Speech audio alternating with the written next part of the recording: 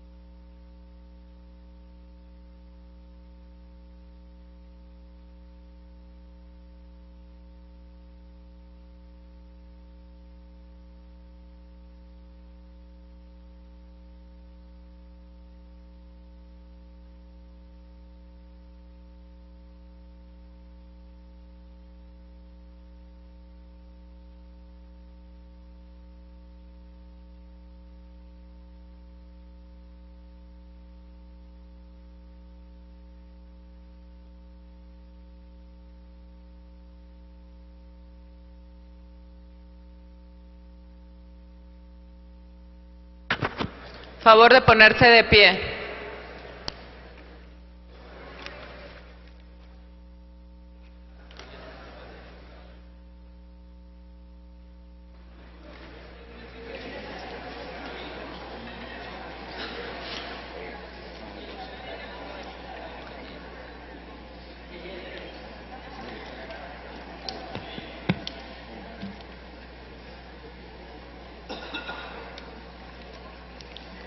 Ciudadana Ninfadelia Domínguez Leal, ciudadanos Sergio Jaime Rochín del Rincón y Rafael Estrada Michel, protestan guardar y hacer guardar la Constitución Política de los Estados Unidos Mexicanos, las leyes que de ella emanen y desempeñar leal y patrióticamente el cargo que se les ha conferido de consejeros del Consejo Consultivo de la Comisión Nacional de los Derechos Humanos, mirando en todo por el bien y prosperidad de la nación?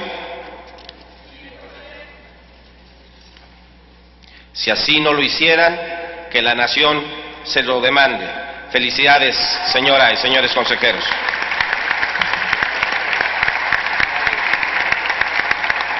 Solicito a la comisión designada acompañe a los señores y señoras consejeros a retirarse cuando así lo deseen del salón.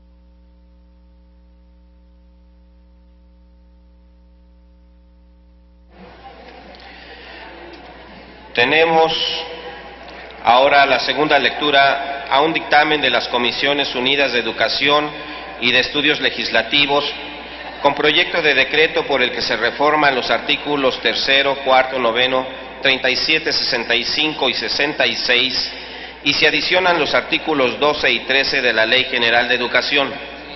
Debido a que el dictamen se encuentra publicado en la Gaceta del Senado de este día, consulte la Secretaría a la Asamblea en votación económica si se omite su lectura.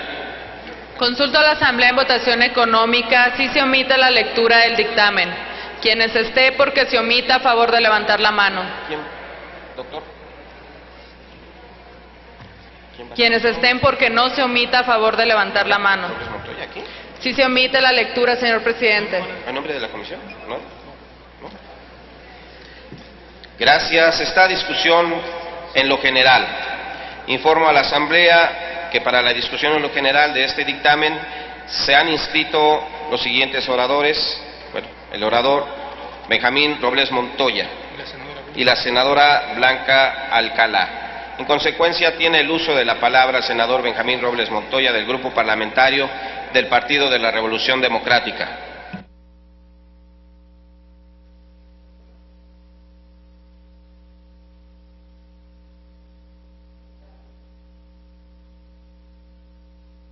Gracias, presidente.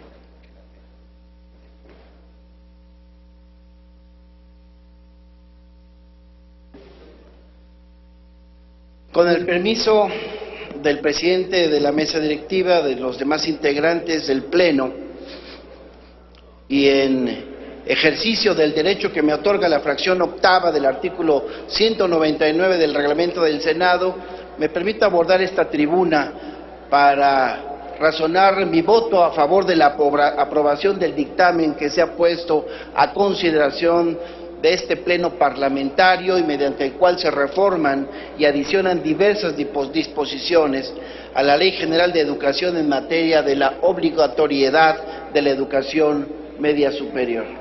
Como es de ustedes sabido, la reforma legislativa que en esta sesión se pretende aprobar tiene su origen en la reforma constitucional del artículo 3º, publicada el pasado 9 de febrero del 2012 en el Diario Oficial de la Federación, por lo cual quedó establecido como derecho fundamental de todo mexicano el carácter obligatorio y por ende gratuito de la educación media superior, para que ningún joven en edad de cursar el bachillerato se quede sin la oportunidad de continuar sus estudios.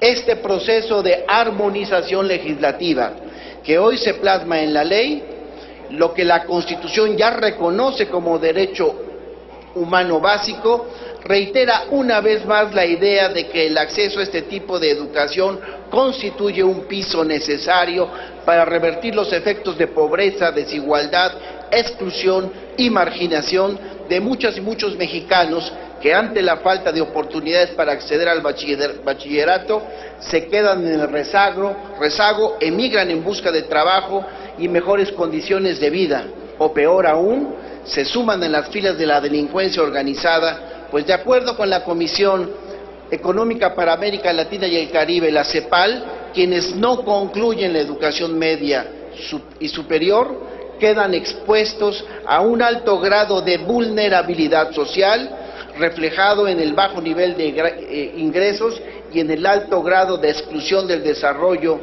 del que son objeto dentro de sus propias comunidades. Es importante señalar que el pleno ejercicio de este derecho no se garantiza solo asegurando la igualdad en las oportunidades de acceso al sistema educativo. Su realización implica también el logro efectivo de la gratuidad para que los jóvenes que no tienen recursos puedan acceder a ella.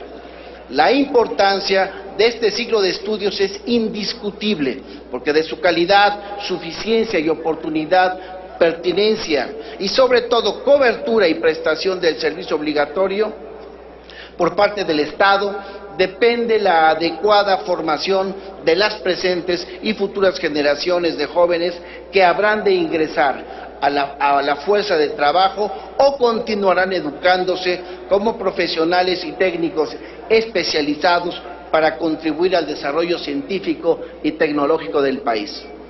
En los últimos años, la demanda por este nivel educativo se ha multiplicado exponencialmente, debido, por un lado, a la universalización de la educación básica en la segunda mitad del siglo XX y, por otro, al aumento del número de jóvenes en el índice demográfico con edad para cursar la educación media superior.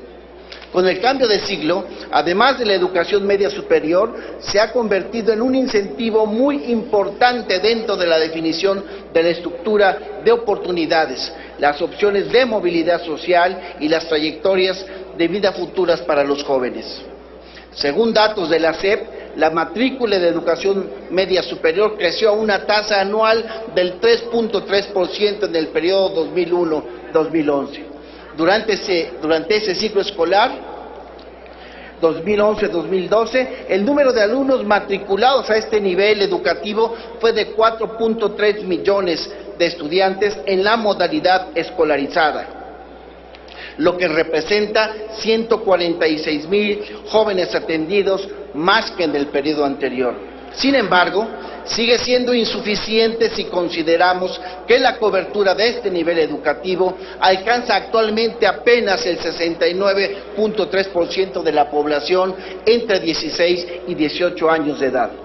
Por otra parte, si consideramos que la finalidad esencial de la educación media superior es generar en el joven el desarrollo de una primera síntesis personal y social que le permita su acceso tanto a la educación superior como a la comprensión de su sociedad y de su tiempo, así como su posible incorporación al trabajo productivo, podríamos entender por qué también en otros países del continente como Estados Unidos, Chile, Venezuela, Cuba, Brasil y Argentina principalmente, se ha puesto énfasis en este nivel educativo como la verdadera columna vertebral del proceso formativo profesional, en el sentido de que propicia en el bachiller la adopción de un sistema de valores propios, la participación crítica en la cultura de su tiempo, la adquisición de instrumentos metodológicos necesarios para su formación y su acceso al conocimiento científico, la consolidación de los distintos aspectos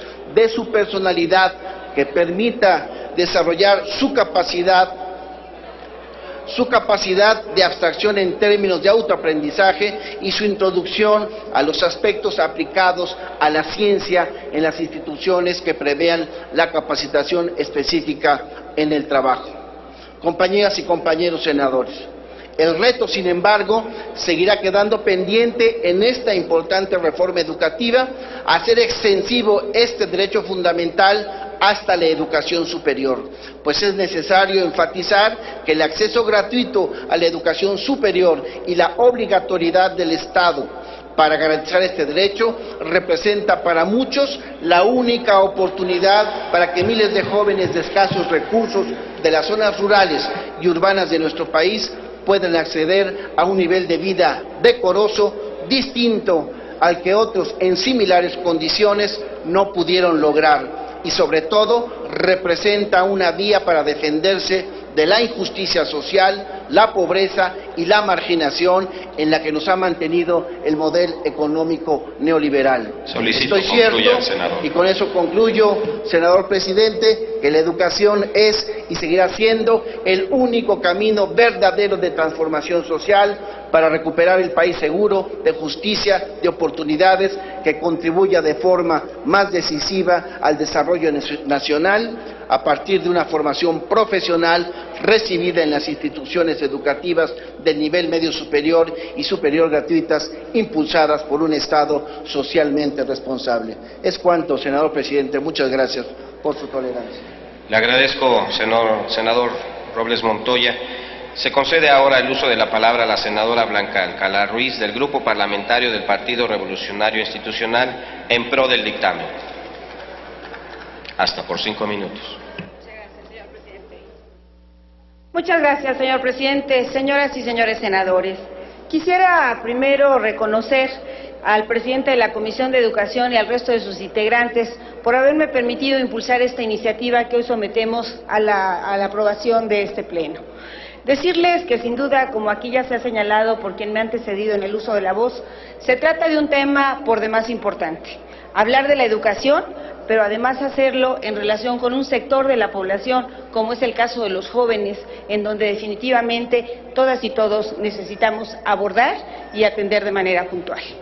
Sin duda, en este caso, algunos de los datos nos señalan que parte de la problemática que existe para la educación media superior en nuestro país tiene que ver con que alrededor de 2 millones de jóvenes entre los 16 y los 18 años de edad hoy se encuentran fuera de la educación media superior. En muchas de las ocasiones, resultado de la propia deserción escolar, en la que a lo largo de la vida, sobre todo en la educación primaria, simplemente no concluyen la escuela.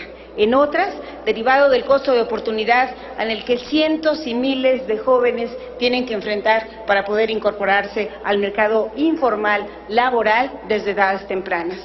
En otras más, derivado también de la imposibilidad que tienen al poder incorporarse al propio sistema escolarizado.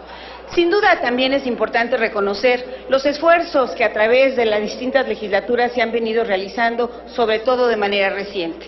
En ello destaco lo que implicó legislar para nuevamente asumir la responsabilidad del Estado mexicano para garantizar este nivel de educación entre los jóvenes mexicanos. Sin embargo, compañeras y compañeras, me parece que todavía se necesita ir perfeccionando la norma. Hoy por hoy, encontramos que en el caso de la educación básica, a pesar de los esfuerzos locales que existen, estos son dispersos, los planes y programas en los más de los 15,000 planteles pueden llegar a ser hasta 200 distintos, y en el momento en que un muchacho desea volver a incorporarse después de haberlo dejado, prácticamente resulta imposible. Si bien es cierto que la norma programática autorizada, por un lado, prevé que hacia el 2022 puede efectivamente lograrse la cobertura total, necesitamos que a lo largo de estos años hagamos no solamente deseable, sino posible la propia incorporación que vayan teniendo en los distintos momentos y en las distintas regiones. Por ello, la iniciativa que hoy ponemos a consideración de esta soberanía y que aborda distintos artículos de la propia Ley General de Educación, el 3, el 4, el 9, el 37, el 65, el 67, buscan primero poder coordinar entre los distintos órdenes de gobierno, federación y entidades federativas, lo que implica la educación media superior. Segundo, poder plantear un marco curricular común que permita, si bien es cierto, el respeto al federalismo, a la autonomía universitaria, a la diversidad educativa, poder lograr un perfil del egresado de la educación media superior. Y por último, por supuesto, lograr la integración y correspondencia entre todos los subsistemas que existen en nuestro país. Atender a los jóvenes que cuando concluyan la educación media superior estarán cumpliendo 18 años y habremos de tener entonces ciudadanos que puedan incorporarse al ejercicio pleno de los derechos en nuestro país. Compañeras y compañeros senadores, quiero simplemente distraer unos minutos de su atención de los otros temas que sin duda son importantes en nuestra agenda legislativa para pedir su voto a favor del dictamen que hoy está sometiendo la Comisión de Educación y por supuesto la Comisión de Estudios Legislativos y que forma parte del esfuerzo que estoy segura todas y cada uno de nosotros, al recorrer los espacios de nuestras entidades, en más de una ocasión nos encontramos con jóvenes que deseaban concluir el bachillerato, con escuelas que requerían ser atendidas y con el esfuerzo que demanda de todas y todos para hacerlos una realidad. Esto cuanto, señor presidente, y confío en el voto mayoritario de esta soberanía a la iniciativa que se presenta. Muchas gracias. Muchas gracias, senadora Alcalá. Se concede el uso de la tribuna al senador Juan Carlos Romero Hicks, del Grupo Parlamentario del Partido de Acción Nacional, en pro del dictamen.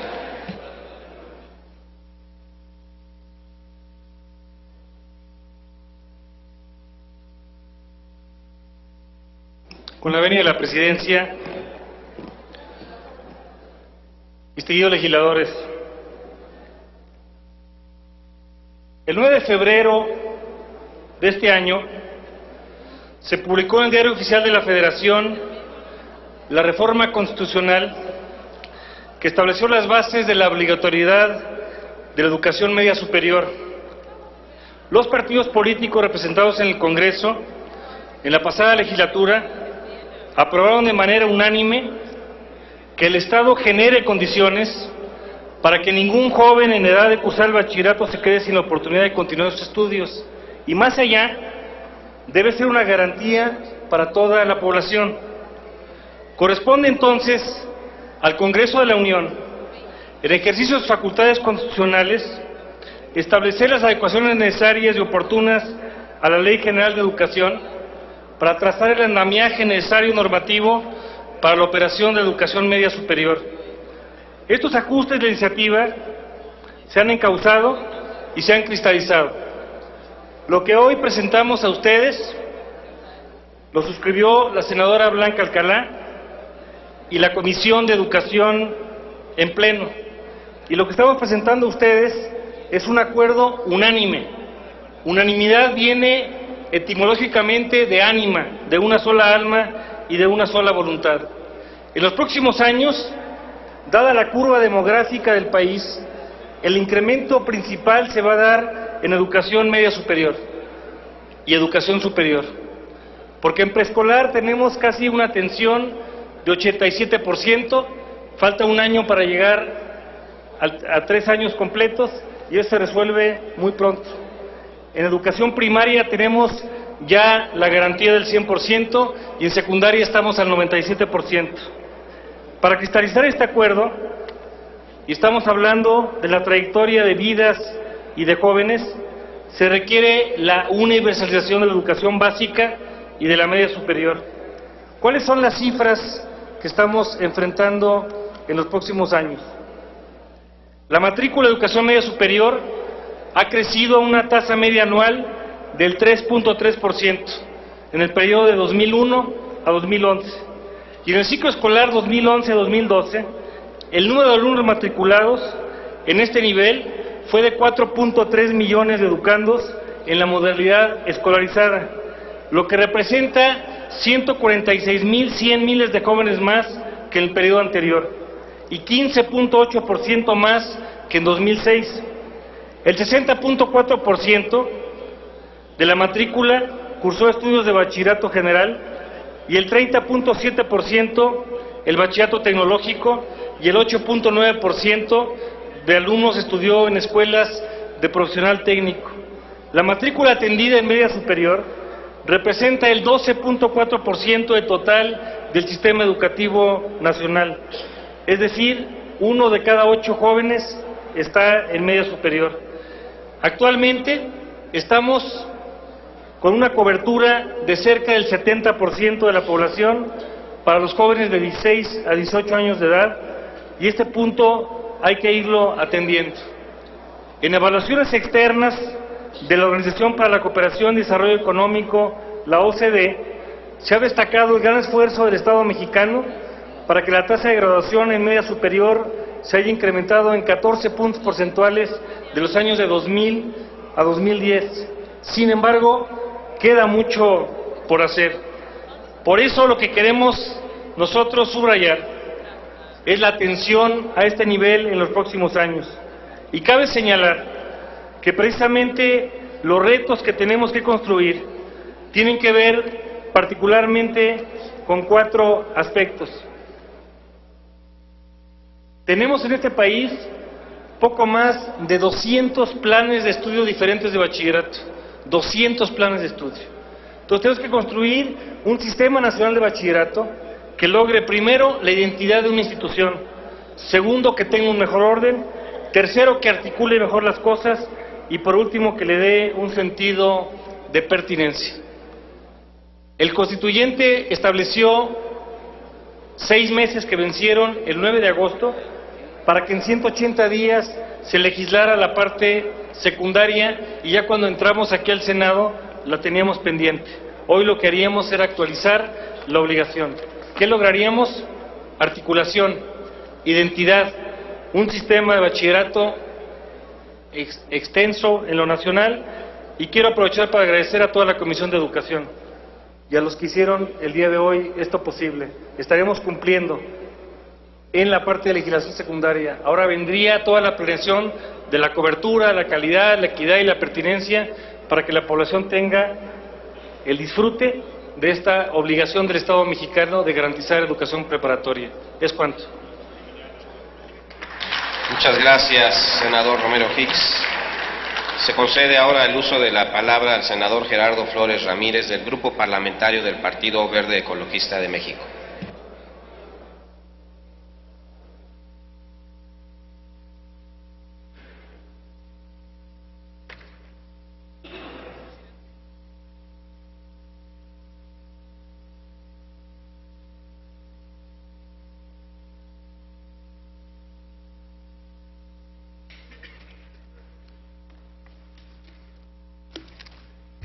Con su venia, señor presidente.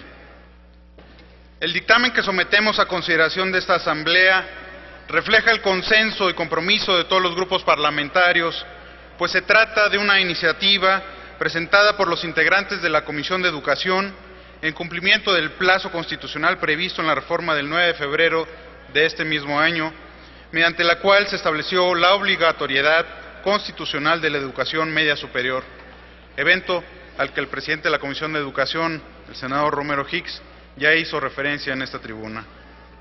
Los miembros de esta comisión hemos trabajado con compromiso y responsabilidad para mejorar el sistema educativo nacional, impulsando reformas de gran calado como la que hoy se somete a votación, con la finalidad de promover acciones positivas y afirmativas en favor de los jóvenes que se encuentran en este nivel educativo.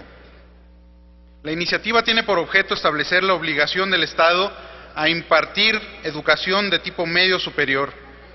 Asimismo, señala que es responsabilidad de las autoridades educativas coordinar, integrar y operar un sistema de bachillerato a nivel nacional que establezca un marco curricular común para dicho nivel educativo, con respeto al federalismo, la autonomía universitaria y la diversidad educativa.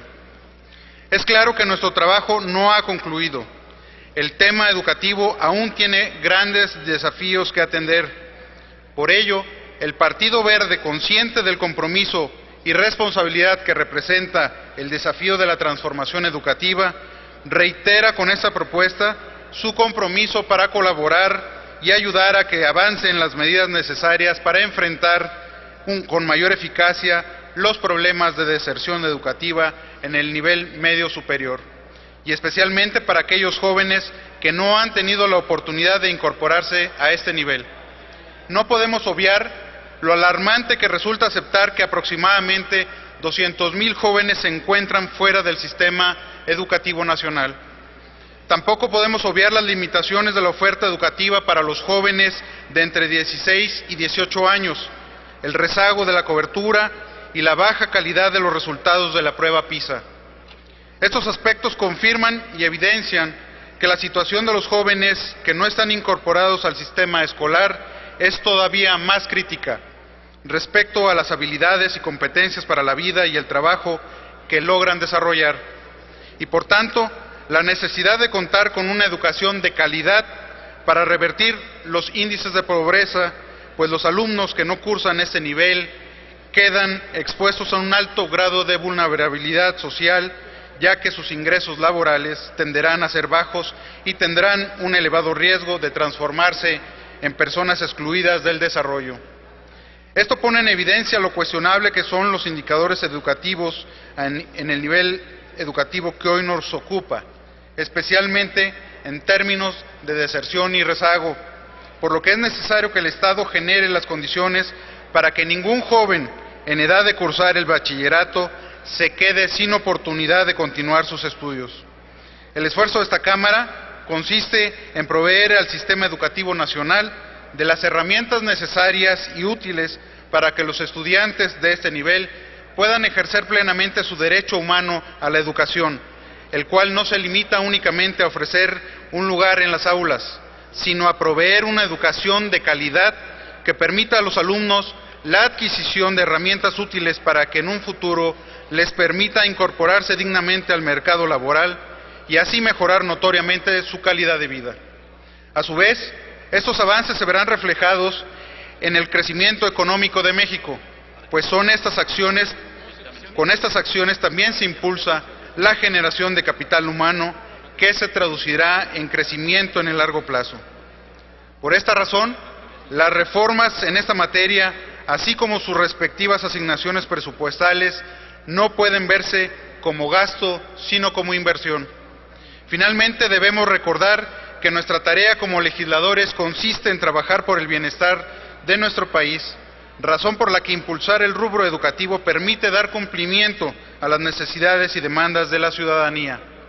Por lo anteriormente expuesto, el Grupo Parlamentario del Partido Verde Ecologista de México votará a favor de este dictamen que constituye el complemento de la reforma constitucional impulsada unánimemente por la legislatura pasada y que estamos seguros que la que hoy integramos votará en el mismo sentido, aprobando que la armonización de la legislación haga efectiva en la práctica una reforma de gran calado como esta.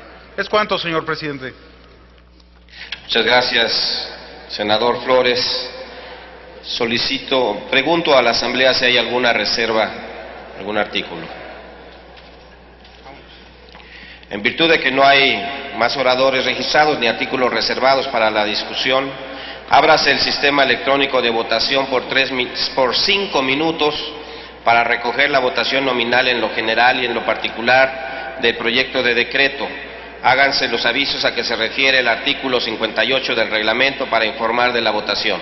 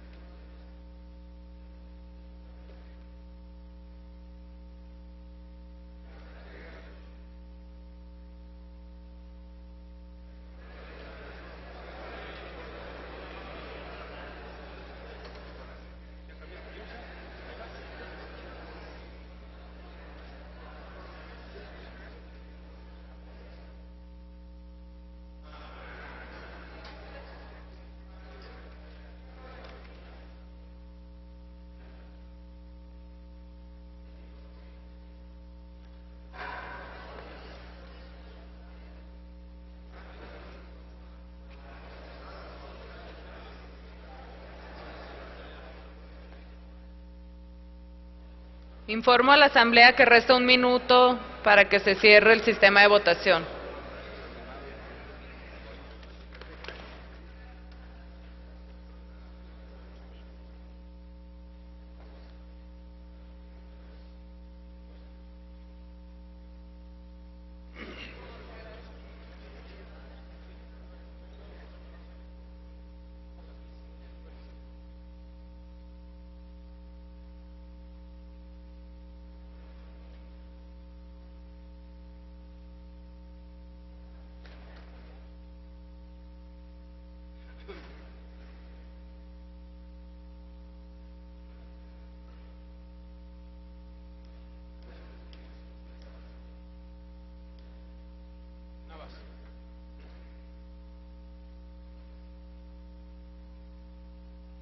Pregunto si falta algún ciudadano senador o senadora por emitir su voto.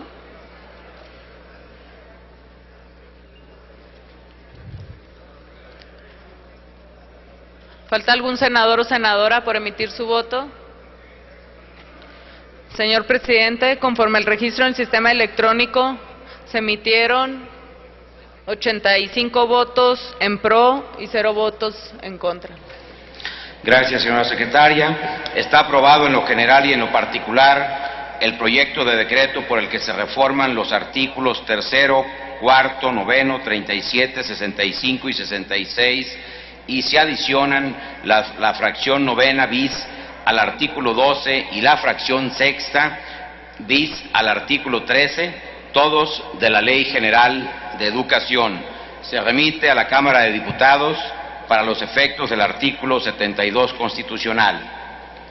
Ahora tenemos la discusión y segunda lectura y discusión del dictamen de las Comisiones Unidas de Puntos Constitucionales, de Anticorrupción y Participación Ciudadana, de Gobernación y de Estudios Legislativos primera, con el proyecto de decreto que reforma y adiciona diversos artículos constitucionales en materia de transparencia. Debido a que se encuentra publicado en la Gaceta de este día, pido a la Secretaría que consulte en votación económica si se omite su lectura. Consulto a la Asamblea en votación económica si se omite la lectura del dictamen. Quienes estén por que se omita, a favor de levantar la mano. Quienes estén por que no se omita, a favor de levantar la mano. Sí se omite la lectura, señor presidente. Gracias, señora secretaria.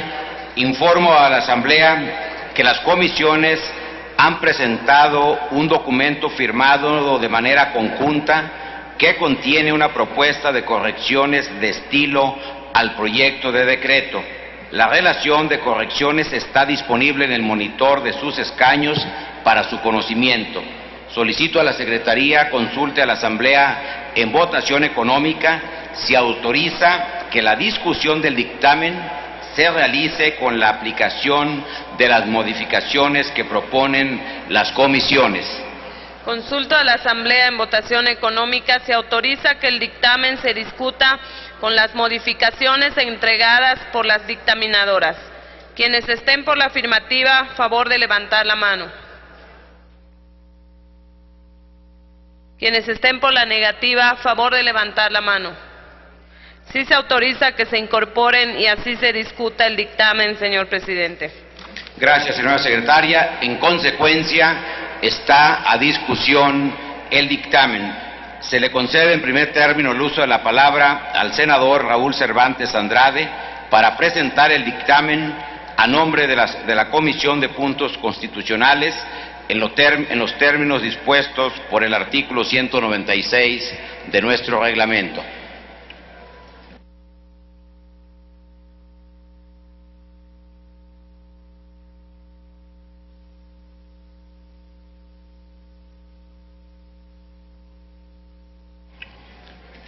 El uso de la palabra hasta por 10 minutos, señor senador.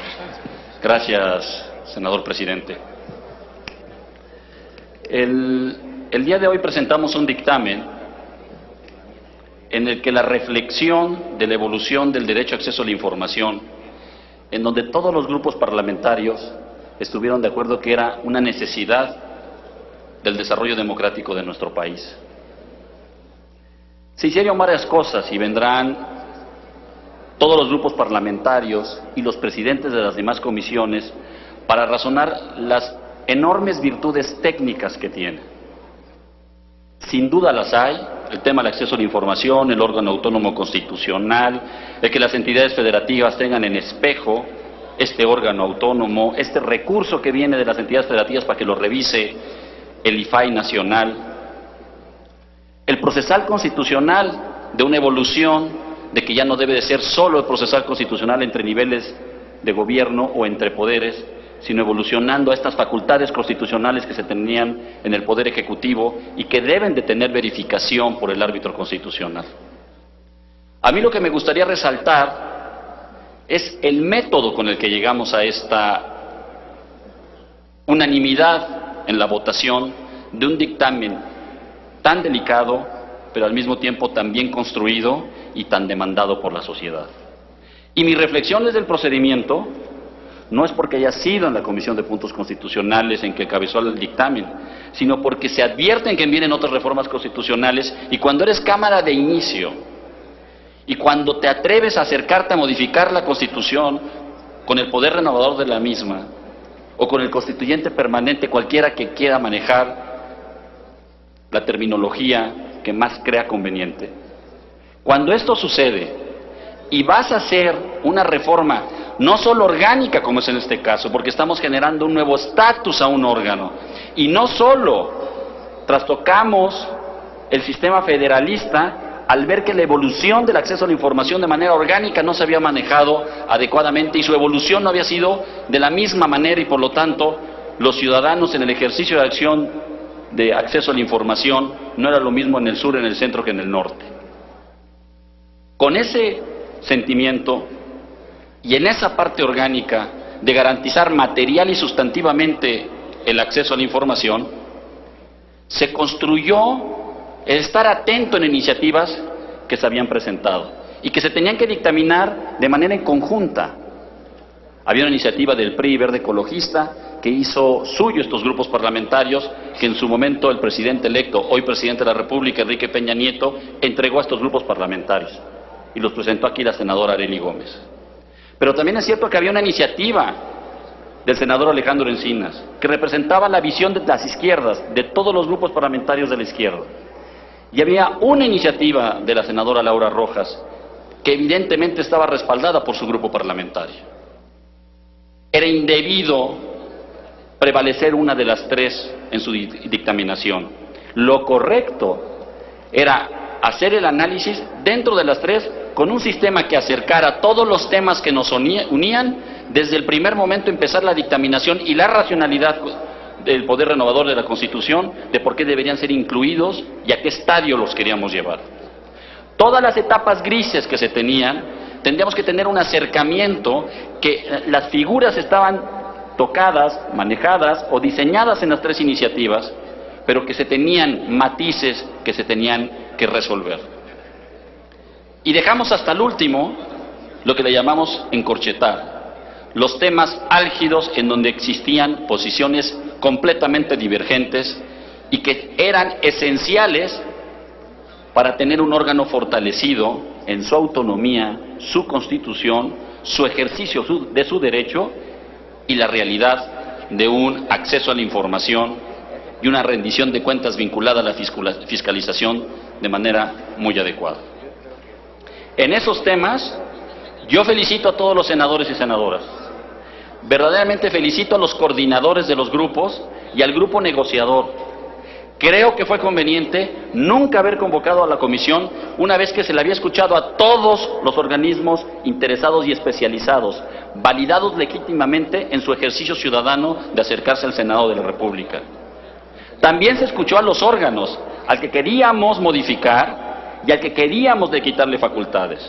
Se escuchó a la academia, a nuestra máxima casa de estudios, específicamente a jurídicas.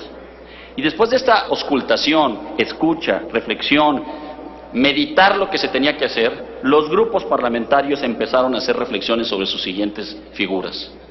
No me parece un tema menor. Nos quedan muchos años por delante y hay iniciativas importantes que México necesita y que serán manejadas en esa comisión porque necesariamente necesita la modificación constitucional.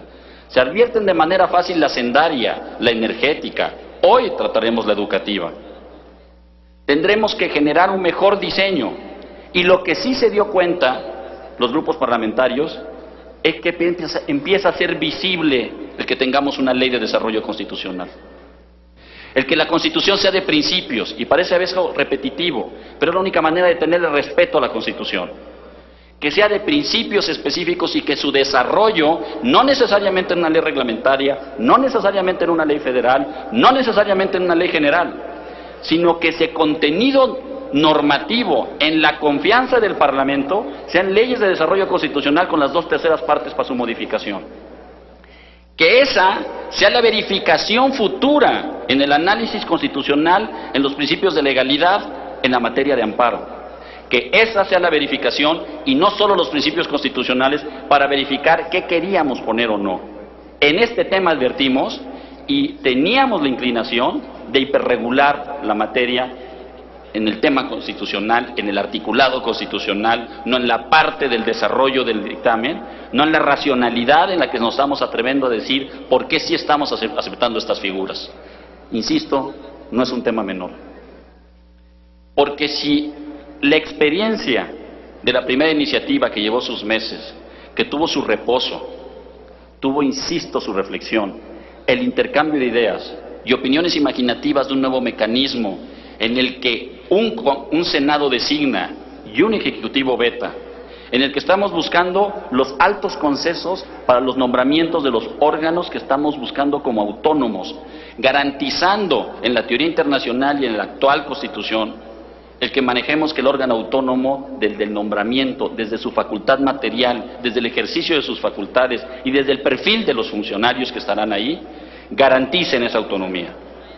Y como va a seguir la discusión, tenemos el tema ahorita del órgano anticorrupción y será muy dinámica, la presentación de este dictamen la tomé como la justificación de que si el método nos llevó a la unanimidad, el método nos llevó a hoy no debatir.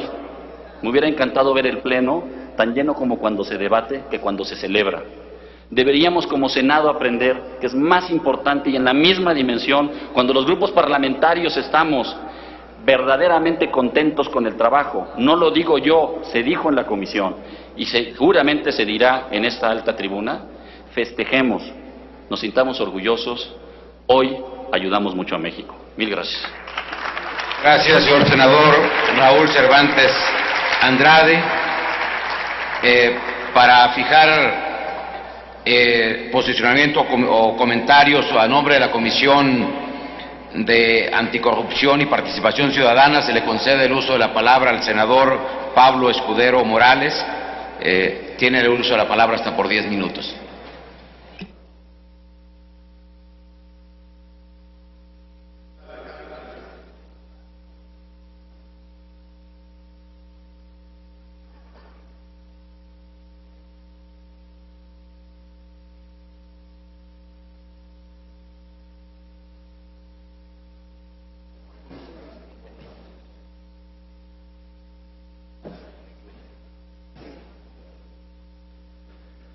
Muchas gracias, señor presidente. El derecho a la información nace como un derecho humano en 1948 en la Declaración Universal de los Derechos Humanos. Aquí hace algunos meses estaba nuestra compañera, la senadora Arely Gómez, presentando una iniciativa a nombre del PRI, del Partido Verde y del presidente de la República, Enrique Peña Nieto. Así también recibimos iniciativas de nuestro compañero Alejandro Encinas, que siempre ha trabajado este tema, y también por parte del PAN, de Laura Rojas y algunos otros senadores. Creo que todos teníamos la gran coincidencia de cómo transitar de un organismo descentralizado de la administración pública a un organismo constitucionalmente autónomo. En eso todos estábamos de acuerdo, que tuviera un control de legalidad y que tuviera la plena aceptación de los sujetos obligados. Un organismo, una institución que garantizara el acceso a la información y la protección de datos. Sin duda, creo que la protección de datos fue el gran tema que nos quedó pendiente. Creo que la protección de datos no ha sido puesto en el debate como se está haciendo en otros países. En Europa, el día de hoy, la protección de datos es el gran tema. El cómo los jóvenes, los niños, dan su información por medio de las redes sociales, cómo sueltan sus datos, sus domicilios, sus preferencias, sus amigos en estas redes sociales. ¿Cómo tenemos que hacer para proteger todos estos datos personales? Sin duda creo que esa fue una asignatura pendiente que tendremos tiempo para hacerlo. Antecedentes en el tema de transparencia, habría que voltear a ver a los estados. Sin duda, Sinaloa y Jalisco fueron los primeros en impulsar estos temas. Casos de éxitos en los estados encontramos en Chihuahua y hay que decirlo en el Distrito Federal, muy avanzados. El gran reto, entre otros, era poder discutir y analizar cómo ha evolucionado el derecho a la información. Analizar por qué algunos sujetos se encontraban fuera de este esquema de rendición de cuentas, algunos de manera parcial y otros de manera total. ¿Para qué y por qué fortalecer al IFAI y volverlo un organismo constitucionalmente autónomo? La rendición de cuentas y la transparencia son componentes esenciales de un gobierno democrático. El gobierno está obligado a someterse a la evaluación que hacen los ciudadanos. El gobierno no solo debe permitir que los ciudadanos observen, tienen que fomentar que se pida la información. El acceso a la información y la transparencia abren los canales, crean los vínculos entre el gobierno y la sociedad para estar enterados. Sin duda alguna, en este tema de la transparencia, habría que analizar si lo que hay que buscar en sí es la transparencia. ¿Es la transparencia un fin o es un medio? Estoy convencido de que la transparencia es un medio. ¿Y es un medio para qué? Es un medio que sirve para limitar la corrupción, que disminuye el abuso de poder, que promueve el equilibrio de poderes. Fomentar la democracia, estoy seguro que es fomentar la transparencia. A más transparencia, más democracia. Estimula y fomenta la eficiencia y la gestión pública. Fomenta y genera incentivos para que los servidores públicos ejecuten el gasto en los proyectos para los cuales fueron aprobados. ¿Qué elementos debemos de encontrar? Que esta información sea accesible, que sea relevante, que sea de calidad y que sea con confiabilidad.